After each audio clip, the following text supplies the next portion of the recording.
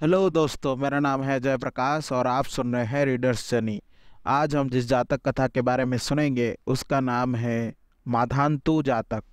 बोधिसत्व एक राजा थे। उनके पास अपार धन संपदा और अलौकिक शक्तियाँ थी। जब वो अपने बाएं हाथ को कसकर अपने दाहिने हाथ से छूता था तो आकाश से घुटनों तक रत्नों की वर्षा होने लगती थी। वो 84,000 वर्षों तक राजकुमार रहा। अन्य 84,000 वर्षों तक राज्य का सहशासन किया और 84,000 वर्ष तक सर्वोच्च राजा रहा। परंतु फिर भी उसकी सारी इच्छाएं तृप्त नहीं हुई। उसने 4 महान राजाओं के स्वर्ग में जाने का फैसला किया। वहां उसकी मुलाकात 4 राजाओं और कई अन्य देवताओं से हुई जिन्होंने उसे उन स्थान पर शासन करने का अधिकार दिया। काफी समय बीत गया लेकिन बोधिसत्व अभी भी अतृप्त लालसाओं से असंतुष्ट थे और इसीलिए देवताओं के राजा इंद्र के स्वर्ग में चले गए, जहां देवताओं की एक और भीड़ ने उनका स्वागत किया। इंद्र ने उन्हें अपना आधा राज्य दे दिया और जब तक इंद्र 360 लाख वर्ष के नहीं हो गए तब तक उन्होंने एक साथ शासन किया और फिर उनके लिए पृथ्वी पर पुनर्जन्म लेने का समय आ गया। एक अन्य देवता नया इंद्र बन गया और बोधिसत्व ने उसके पूरे जीवन काल तक उसके साथ शासन किया और फिर अन्य लोगों के साथ कुल मिलाकर 36 इंद्र के साथ।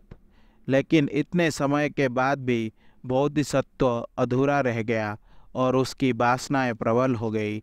संपूर्ण स्वर्ग पर शासन करने की इच्छा से उसने इंद्र को मारने की कोशिश की, लेकिन ऐसा नहीं कर सका। बोधिसत्व का जीवन अंततः उसके लालच के कारण बिखर गया और वह स्वर्ग से गिर गया। अपने पूर्व महल के पास एक उद्यान में उतर आया। उनके शरीर पर अचानक बुढ़ापे ने कब्जा कर लिया था और वो हिलने डुलने में भी थक गए थे। जब मरणासन्न अवस्था में थे तो वर्तमान शाही परिवार उन्हें देखने आया और पूछा कि क्या उनके पास लोगों के साथ साझा करने के लिए कोई अंतिम संदेश है। बोधिसत्व ने कहा कि जीवन में मिली अपार महिमा के बाद भी वो अब मर चुका है। हर कोई अंततः मरता है। ये कहानी बुद्ध के जीवन काल में बुद्ध के एक शिष्य सुबह भिक्षाटन के लिए निकले तो उन्होंने एक खूबसूरत कपड़े पहने महिला को देखा और पहली नज़र में ही उससे प्यार कर बैठे।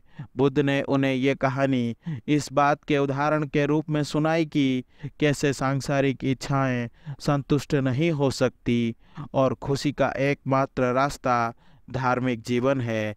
बुद्ध ने अपने जन्म के अलावा किसी अन्य पूर्व जन्म की पहचान नहीं की है।